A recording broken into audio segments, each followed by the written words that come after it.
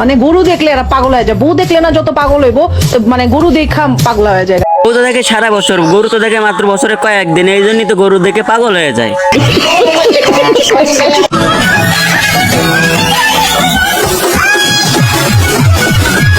এইটা দেখার পরে কিছু এলাকার বড় ভাইদের যে অবস্থা। স্যার আপনি একটু বাইরে গিয়ে আবার ঢুকেন, আমরা আপনাকে দাঁড়ায় সম্মান করি। অবশ্যই তাকে সম্মান করা উচিত, কারণ এই বয়সে যে জায়গায় টুকাই দিয়েছে সাধারণ মানুষকে ভাবতেই 20 বছর লাগবে। ঠিক বলেছো।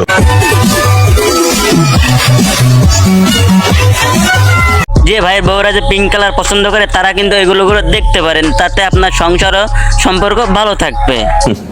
এটা বলার কিছু নেই। আসন্ন কোরবানিকে কেন্দ্র করে এই গরুটা কিন্তু নো এই গরুটা কিন্তু মাই গড তেমন কিছু না, গরুর টিকটকার মনে করে ইন্টারভিউ নিতে গেছিল, কিন্তু গরু তো তার আসল রূপ দেখিয়ে দিয়েছে, তাই তো সে টিকতে পারলো না ওখানে।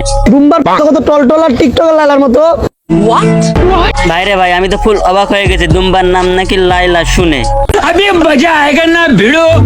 মজা তো আরো বেড়ে যাবে যখন শুনবেন টিকটকার মামুনও গরুর হাটে আছে। পিস মামুনের সাথে দেখা, উটের নাম নাকি পিস মামুন। না, তার মানে সেলিব্রিটির নামও গরুর মার্কেটে তাহলে ঢুকে গেছে। কোনো কথা কথা হচ্ছে সেরে না, কথা হচ্ছে প্রিন্স মামুনের দাম কেমন। আচ্ছা এটার দাম কত? 28 লক্ষ টাকা। 28 লক্ষ টাকা। চিন্তা করছেন, প্রিন্স মামুনের দাম নাকি 18 লক্ষ টাকা। কাম সেরা ফেলেছেন ভাই, আপনি কাম সেরা ফেলেছেন।